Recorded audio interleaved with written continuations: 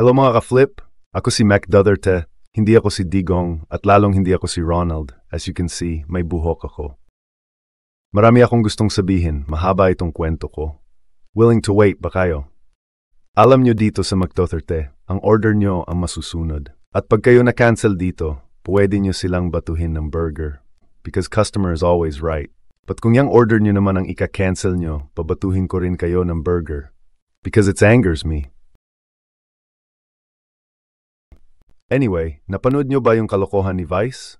Teka, hindi yung confidential funds ang sinasabi ko. Ibang Vice yan, mga ka-flip. Si Vice Ganda ang gusto kong pag-usapan. Recently, may joke siya na jet ski kay Tatay Digong. Pero mga ka-flip, wag nyo masyadong pansinin si Vice. The truth is, walang kwenta yung joke niya. Hindi nga ako natatawa. Real talk lang mga ka-flip. Mas may recall pa nga yung mga jokes ni Tatay Digong. Hanggang ngayon natatandaan pa ng mga tao ang mga jokes niya, di ba? Hanggang ngayon binabalik pa ng mga tao yung rape joke niya. At sino makakalimot dun sa joke niya na gawing province ng China ang Philippines? Tawanan lahat ng mga nakarinig sa joke na yon.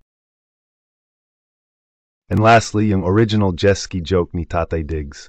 Though walang masyadong tumawa, tung kahit sinabi naman ni Tatay Diggs na joke lang. Naniwala naman daw itong mga bumoto sa kanya.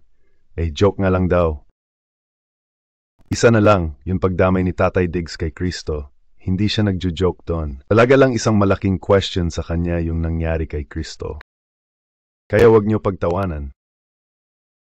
Well, compare kay Vice, mas maraming joke si Tatay Diggs na pinagtatawanan lang natin, di ba?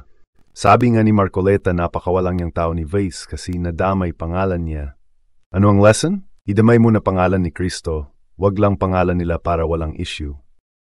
So payo ko lang kay Vice, tigilan mo na yan joke mo. Pag inulit mo pa yan, hindi ka makakapunta dito sa Mac Duterte.